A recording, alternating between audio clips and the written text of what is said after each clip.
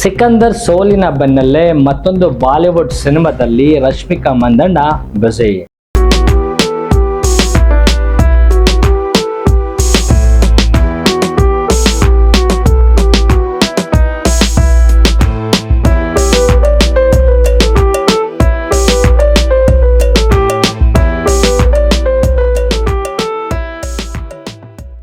ಕೊಡಗಿನ ಬೆಡಗಿ ರಶ್ಮಿಕಾ ಮಂದಣ್ಣ ಸಿಕಂದರ್ ಚಿತ್ರದ ಸೋಲಿನ ಬೆನ್ನಲ್ಲೇ ಬಾಲಿವುಡ್ನ ತಾಮಸ್ ಸಿನಿಮಾದಲ್ಲಿ ಬ್ಯುಸಿ ಆಗಿದ್ದಾರೆ.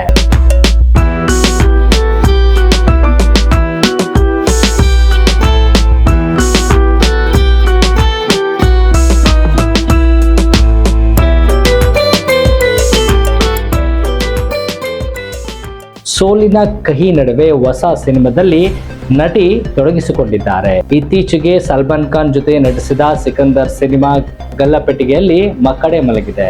ಸಿಕಂದರ್ ಚಿತ್ರ ಹೀನಾಯವಾಗಿ ಸೋತಿದ್ರೂ ಕೂಡ ರಶ್ಮಿಕಾ ಮಂದಣ್ಣಗೆ ಇರುವ ಬೇಡಿಕೆ ಕಮ್ಮಿ ಆಗಿಲ್ಲ.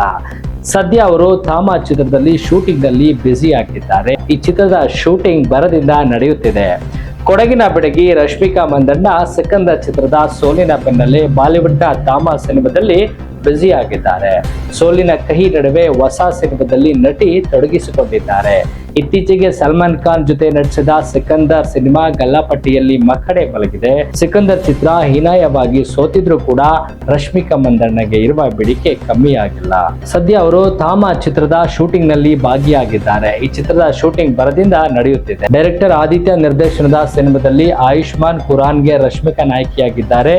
ಅವರೊಂದಿಗೆ ಪರೇಶ್ ರಾವಲ್ ಮತ್ತು ನವಾಜುದ್ದೀನ್ ಸಿಕ್ಕಿದ್ ಪ್ರಮುಖ ಪಾತ್ರದಲ್ಲಿ ನಟಿಸುತ್ತಿದ್ದಾರೆ. ಈ ವರ್ಷ ಅಕ್ಟೋಬರ್ 19ರಂದು ಸಿನಿಮಾ ರಿಲೀಸ್ ಆಗಲಿದೆ ಎಂದು ಚಿತ್ರದ ತಂಡ ಈಗಾಗಲೇ ರಿವೀಲ್ ಮಾಡಿದೆ. ಮೊದಲ ಬಾರಿಗೆ ಆಯುಷ್ಮಾನ್ ಮತ್ತು ರಶ್ಮಿಕಾ ಜೊತೆಯಾಗಿ ನಟಿಸುತ್ತಿರೋದ್ರಿಂದ ಈ ಚಿತ್ರದ ಮೇಲೆ ಫ್ಯಾನ್ಸ್ಗೆ ಬೆಟ್ಟದಷ್ಟು ನಿರೀಕ್ಷೆ ಇದೆ. ಮತ್ತಷ್ಟು ಸುದ್ದಿಗಳಿಗಾಗಿ ನೋಡ್ತಾ ಇರಿ ಪಬ್ಲಿಕ್ ನ್ಯೂಸ್ 24x7. ಇದು ಸತ್ಯದ ಧ್ವನಿ.